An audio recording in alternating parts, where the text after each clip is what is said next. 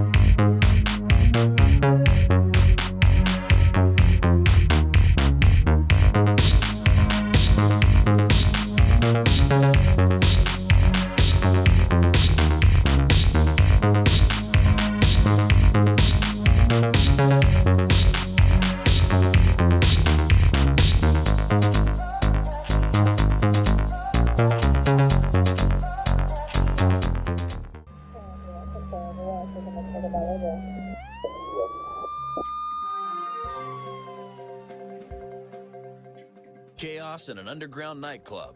People killed. The police suspect a man known as the Party Hard Killer. Dr. McBride, why didn't your therapy help him? My client Darius is insane. He needs psychiatric help. I did everything I could as a therapist. This was only the beginning for the masked killer. Shortly afterward, he chose a new place to hunt. You're watching High Crime. Stay tuned.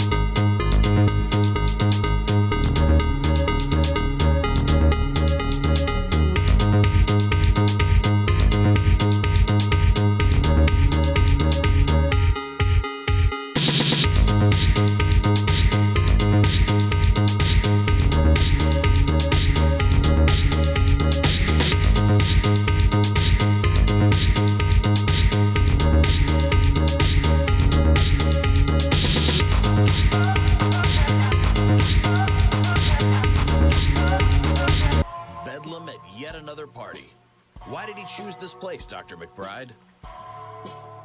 The pharmaceutical company, APO Inc., from which my patient was recently fired, was throwing a company party there. Who is he looking for? Darius had only one friend at work. His name was Archer. They said on the news he had been hospitalized the day before the party. That must be why Darius headed to the hospital. That night, the doctors at North Genesis Hospital were on strike, so party animals took the place over for their next shindig. If only they knew that, for many of them, it would be their last.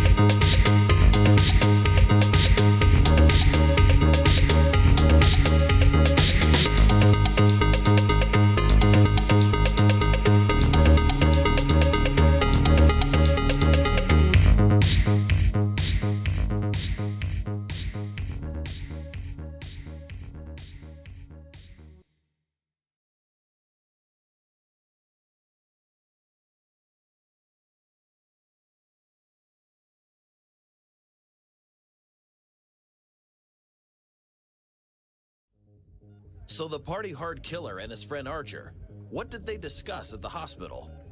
They probably had a lot to say to each other about their boss, the foreman. Archer's accident could have caused Darius's paranoia to get worse. According to our sources, the killer's friend Archer was injured by a chemical leak at the factory. He was following the instructions of the corporation's CEO, a man known as the Foreman. Tell us, Dr. McBride, what do you know of him? He was my patient's boss, the CEO of APO Inc. His real name is Frederick Ramirez. This could explain what he did next. After visiting the hospital, the party hard killer suddenly decided to hit the road, find his former boss, and meet him face to face. According to the police, the killer spent the night at a roadside motel, where he got a very unexpected visit.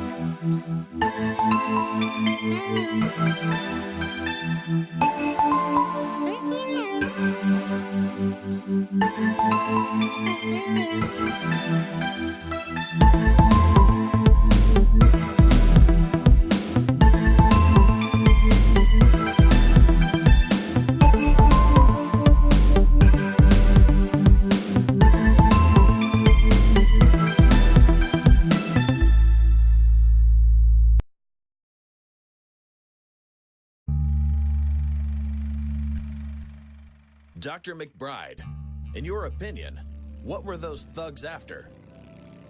I suspect that Mr. Ramirez hired them to take my patient out. Well, the police sure looked foolish.